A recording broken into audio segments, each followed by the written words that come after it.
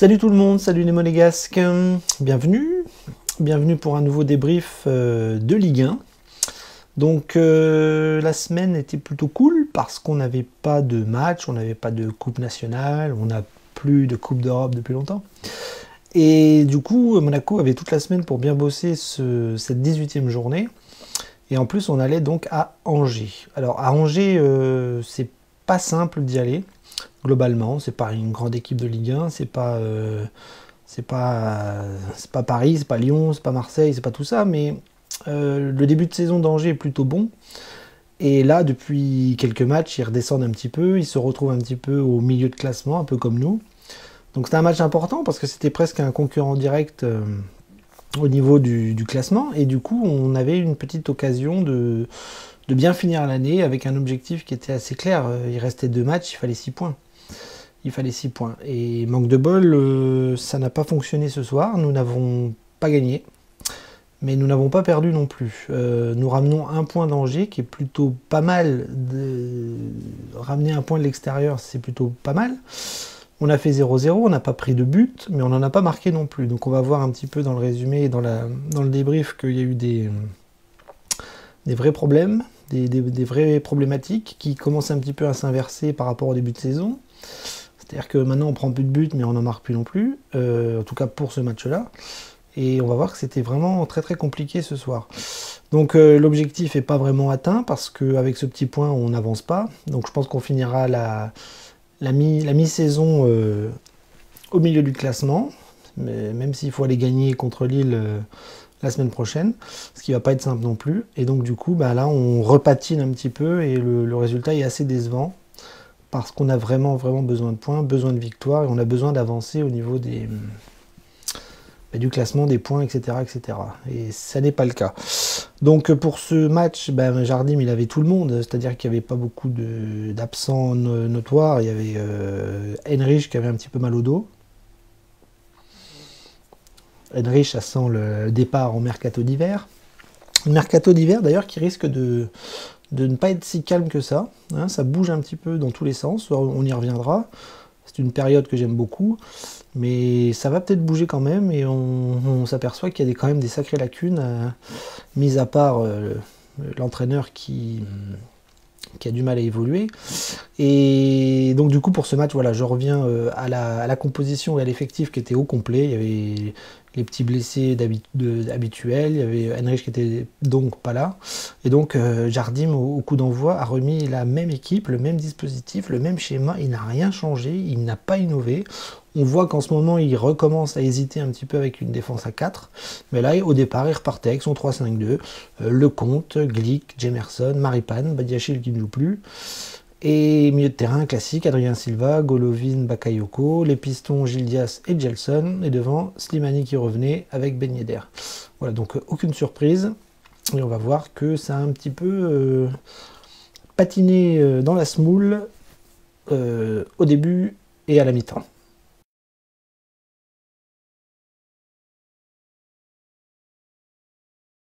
Alors pour cette première mi-temps, on va voir que ça va être très très rapide, parce que ça a été une première mi-temps totalement indigeste, affreuse, moche, stérile, tournant en rond, voilà. Une équipe de Monaco qui avait tendance à avoir un petit peu plus le ballon qu'Angers, mais qui n'arrivait pas à se créer d'occasions franches. Derrière c'était plutôt costaud. Donc Angers aussi c'était costaud, ça va être un petit peu le gimmick de cette soirée, parce qu'on va voir que défensivement, les défenseurs ont bien tenu la baraque de part et d'autre, et ça a été compliqué d'avoir des occasions de but franches, des tirs au but, des occasions vraiment importantes. Et on va voir que même, j'ai envie de dire qu'Angers en a eu plus que nous, parce que celui qui ressort du match, c'est Benjamin Lecomte. Et ça, c'est plutôt pas bon signe, parce que ça veut dire qu'il a fait des arrêts importants. Et ça veut dire qu'on a encore eu des errances défensives, même si on n'a pas pris de but. Donc cette première mi-temps a été totalement nulle, donc il n'y a pratiquement pas d'occasion. J'en ai noté 2. À la 14e minute, Slimani qui reçoit un ballon côté gauche et qui fait n'importe quoi au niveau de la réception. C'est-à-dire que le ballon arrive de la gauche, il est droitier. Logiquement, votre cerveau, il doit ouvrir le pied, mettre un plat du pied et frapper de votre meilleur pied. Eh ben non, lui, il prend le pied gauche, il arrive, il s'en mêle les crayons, il fait une frappe toute pourrie et l'occasion est ratée. Et la 43e minute, encore une action pour Monaco. Golovin qui s'essaye difficilement, un petit peu comme d'habitude, il dribble, il crochette. Et puis au moment de frapper, ça part en tribune comme un rugbyman qui met un essai. Et voilà, donc c'est vraiment des micro-occasions. Il n'y en a pas eu de franche de la part d'Angers, et puis de Monaco non plus, parce que c'est vraiment des micro occasions de but. Donc voilà pour cette première mi-temps, bien terne, bien triste et totalement stérile de la part de Monaco et même de la part d'Angers. Alors en deuxième mi-temps, ça a été un petit peu plus animé sur la fin, mais ça a été quand même un match et une deuxième mi-temps assez pauvre. Hein. Je vous dis, il n'y a pas eu d'occasion franche, il n'y a pas eu de... De temps en temps, ça a essayé d'attaquer de tous les côtés, mais souvent ça n'arrivait pas, les centres n'arrivaient pas, les petits ballons dans la surface non plus, les Monégasques se tamponnaient sur la défense angevine sans solution.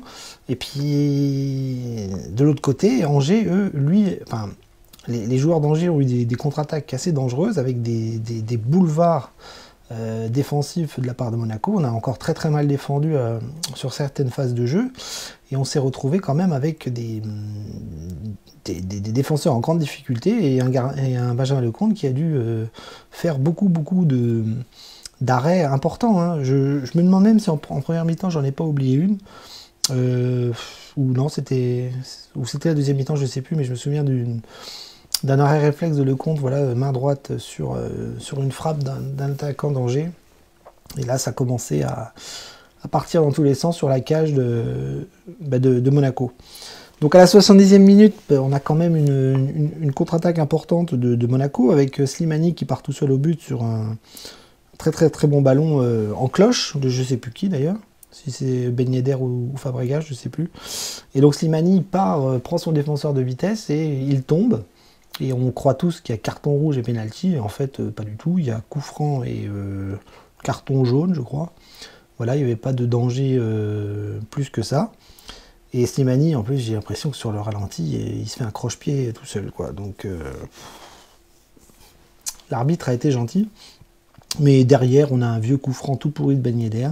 Alors Ben Yedder, je ne comprends pas pourquoi il tire les coups francs, il ne sait pas les tirer. À chaque fois qu'il en a un à 18 ou 20 mètres, il le fout dans le mur ou sur le gardien ou à côté. Donc à un moment donné, il va falloir qu'il arrête. Hein. Je l'aime beaucoup Ben Yedder, il est très bon, c'est un buteur. Mais sur coup de pied arrêté, sur coup franc, c'est pas possible. Donc le match se poursuit comme ça avec des vagues, enfin des micro-vagues de droite à gauche, où Monaco attaque, où Angers attaque. Et Angers, quand ils attaquent, c'est un petit peu plus franc, un petit peu plus dangereux que Monaco, parce que Monaco n'arrive pas à se créer d'occasions franches, à part à la toute fin, à la 92e, où on a Aguilar qui fait un centre désespéré, Keita Baldé assez motivé, contrôle de la poitrine, et en tombant, essaye de frapper, mais elle est trop molle, et Butel arrête le ballon. Et à la toute fin, la 94e minute, ben, là pour le coup, c'est Monaco qui a failli perdre 1-0, parce que sur une contre-attaque, on a une super frappe de Fulgini, avec un super arrêt de Lecomte, qui sauve la baraque, qui prend vraiment tout à son compte, c'est le cas de le dire, avec un très gros arrêt, et il en a fait plusieurs.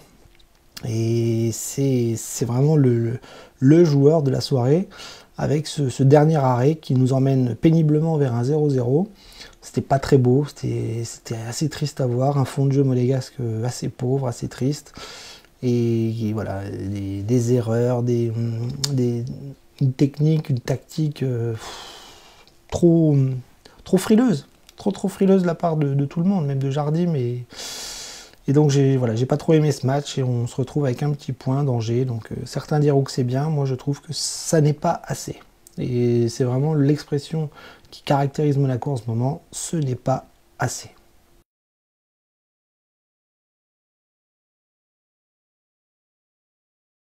Alors pour analyser un petit peu l'effectif, ça va être rapide aussi parce que on va encore travailler par ligne, mais j'ai trouvé que tout le monde était à peu près en dessous.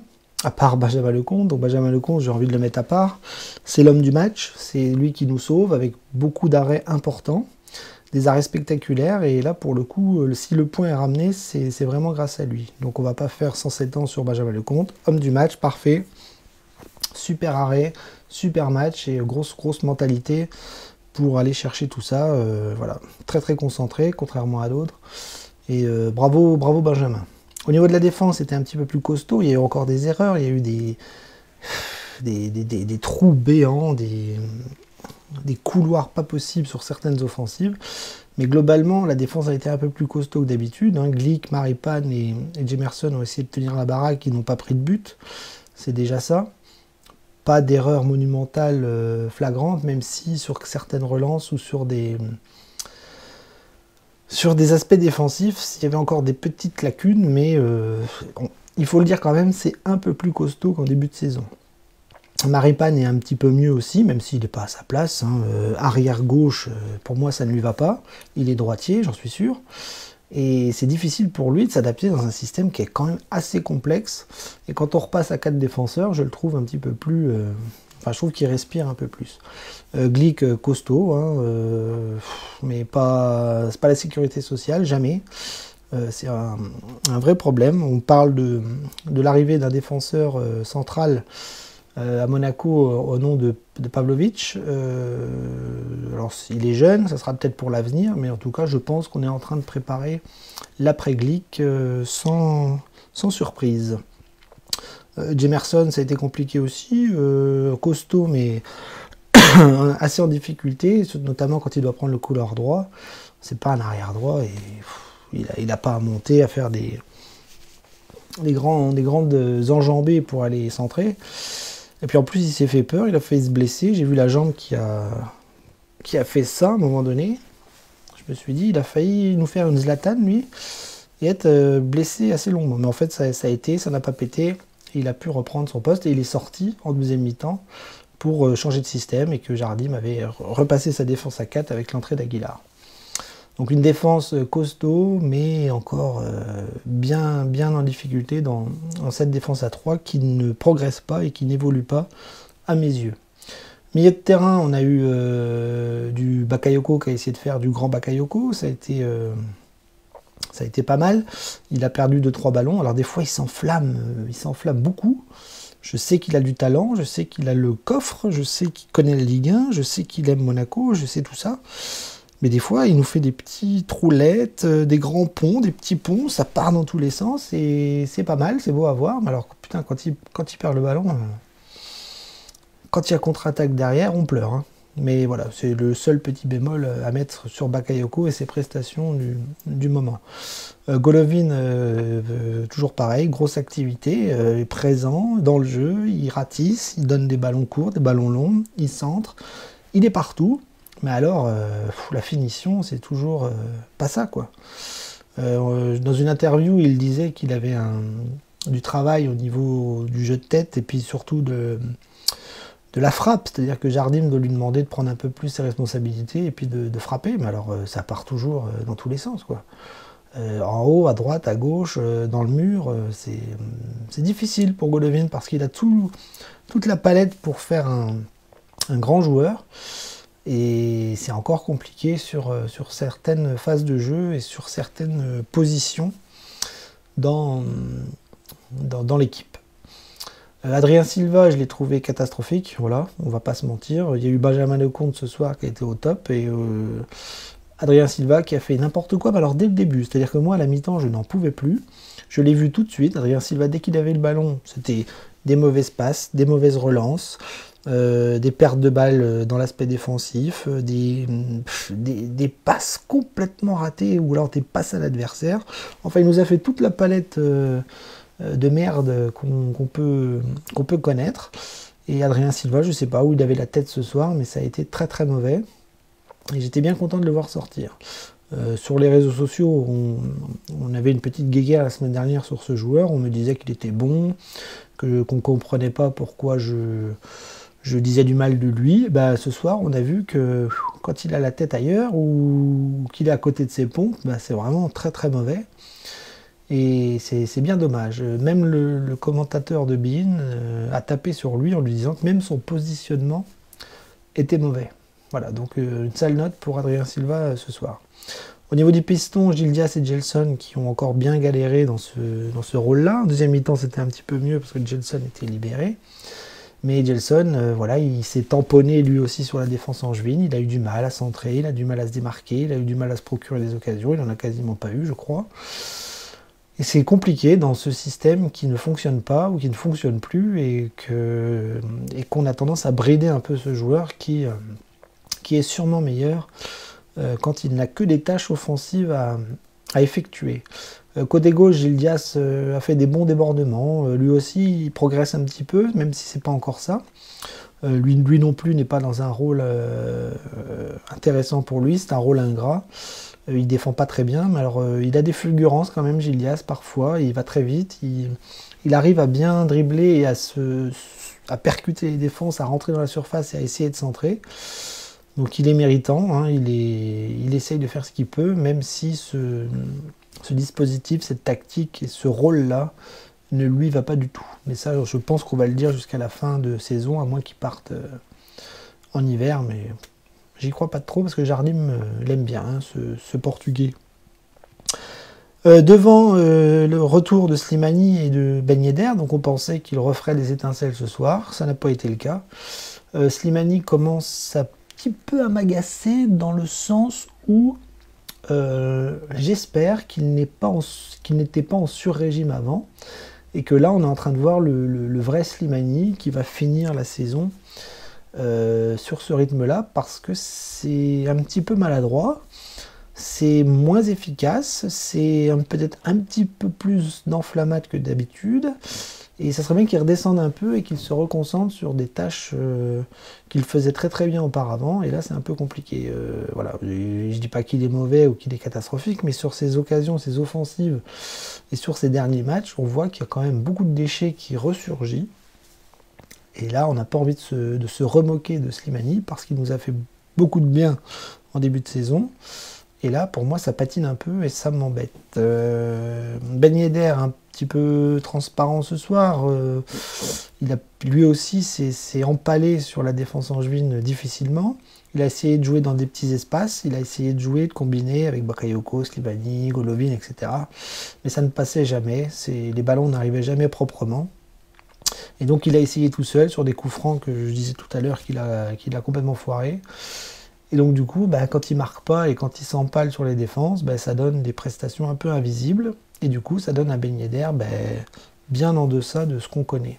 Et avec Slimani, pareil, la paire avait du mal ce soir.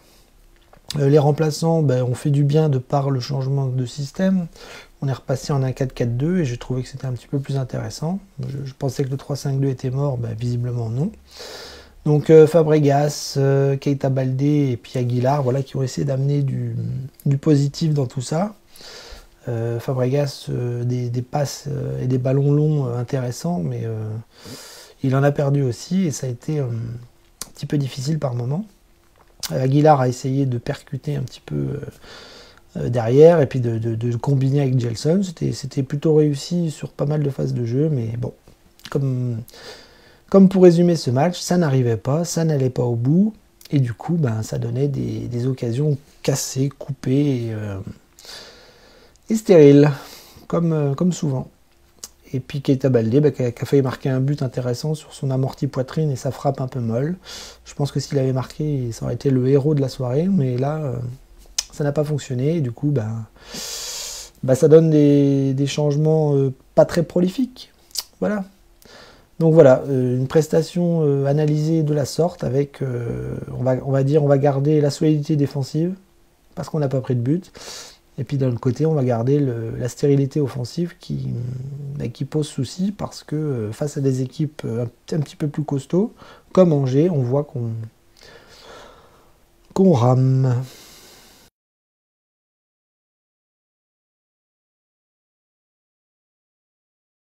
Bien, alors les tops et les flops, vous les avez devinés. Je les ai déjà dit. Je vais en citer deux ce soir. Donc le flop, ça sera Adrien Silva pour moi qui a été complètement à côté de ses pompes dans cette rencontre. Il a vraiment tiré le milieu vers le bas, il a fait beaucoup d'erreurs, il était complètement à l'ouest, au niveau des passes, au niveau du repli, au niveau... enfin bref, j'ai pas du tout aimé son match. Et donc je le mets en flop pour cette 18e journée. Et le top, ben, voilà, c'est Benjamin Lecomte. Hein. On aura compris que sans lui, on en prenait 2 ou 3. Voilà, sur les rares offensives angevines qui ont été bien arrêtées par le gardien. Et là, on le remercie parce que c'est là qu'on voit les grands gardiens dans des moments difficiles. Et ben, il l'a fait. Et on remercie Benjamin. Voilà, Ben, merci pour le petit point.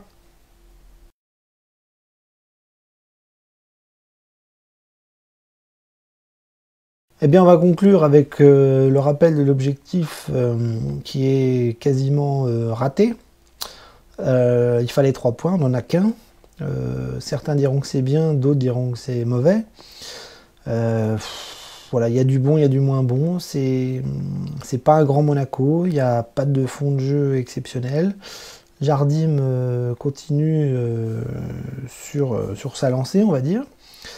Au niveau du classement, ça n'avance pas. La mi-saison est bientôt terminée. Et donc, du coup, à ce rythme-là, on va rester au mois de janvier, je pense, en milieu de tableau, en sachant qu'on va attaquer avec Paris Saint-Germain 2 fois. Donc, logiquement, 0 points sur 6. Hein, faut pas rêver. Dans ce qu'on voit à l'heure actuelle, contre Paris Saint-Germain, on ne peut prendre aucun point. On ne va pas se mentir. Donc c'est très compliqué. Fin janvier, on risque de se retrouver encore 13, 14 ou 15e de Ligue 1. Et on va en chier. On va vraiment en chier, surtout si Jardim est encore là, surtout s'il n'y a pas de changement au mois de janvier, surtout si on persiste et signe dans toute cette médiocrité du moment. Donc l'objectif, c'est la semaine prochaine, c'est Lille. Lille qu'on va jouer 2 fois, parce qu'on a la Coupe nationale et on a le championnat. Alors la Coupe nationale, je pense que Jardim va encore se faire plaisir, il va faire tourner les joueurs, il va mettre les remplaçants. J'espère que Lille le fera aussi, et puis ça donnera un match un petit peu aléatoire, un petit peu nouveau pour certains, voilà, qui ne jouent pas beaucoup. Et c'est pas plus mal, parce que c'est fait pour ça aussi. Mais l'objectif, le vrai objectif, ça sera le dernier match de la phase aller. On recevra encore une fois Lille samedi. Et il faudra 3 points. Ça fera 4 sur 6. Ça serait bien. Mais ça va pas être facile parce que Lille est encore en haut du classement. Lille n'est pas exceptionnel. Mais en tout cas, ils sont là. Ils sont 3e ou 4e, je sais plus. Et ça joue. Et ça va être difficile. Et c'est Galtier. Et c'est tout ce qu'on connaît du LOSC depuis quelques temps. Donc pas facile de clôturer la phase aller avant les vacances de Noël. Et on espère tous qu'on finira sur une bonne note, parce que on rame quand même un peu, beaucoup. Voilà, donc je vous dis à la semaine prochaine, à mercredi soir. Et en attendant, Daguemonigou, portez-vous bien et à tout à l'heure sur les réseaux.